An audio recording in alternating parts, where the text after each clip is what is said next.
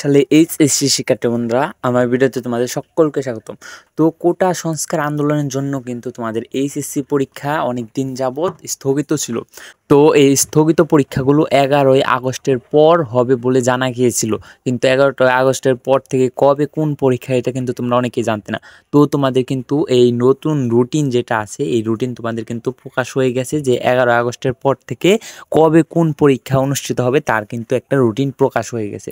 তো তোমরা এটা অনেকেই হয়তো জানো না। তো এই যে দেখিয়ে দিচ্ছি, এই যে দেখতেই পাচ্ছ এইচএসসি পরীক্ষার পূর্ণ নির্ধারিত রুটিন। তো এই রুটিন মোতাবেক কিন্তু তোমাদের পরীক্ষা অনুষ্ঠিত হবে।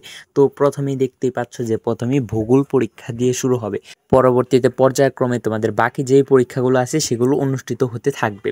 তো এই কর্নারে দেখতে পাচ্ছ এখানে লেখা আছে স্থগিত পরীক্ষা সমূহের সময়সূচি। তো এগুলো হলো এই যে দেখতেই পাচ্ছ যে তোমাদের কবে কোন পরীক্ষা হবে সেটার একটা নির্দিষ্ট রুটিন প্রকাশ করেছে। তো এই রুটিন মোতাবেক কি কিন্তু তোমাদের এই পরীক্ষাগুলো অনুষ্ঠিত হবে। তো অনেকেই বলতে পারো ভাই এটা ফেক কিনা, তো আমি বলবো এটা ফেক না, কারণ এটা কিছুক্ষণ আগেই শিক্ষা বোর্ডের যে অফিসিয়াল ওয়েবসাইট সেখান থেকে পাবলিশ করা হয়েছে কিছুক্ষণ আগেই।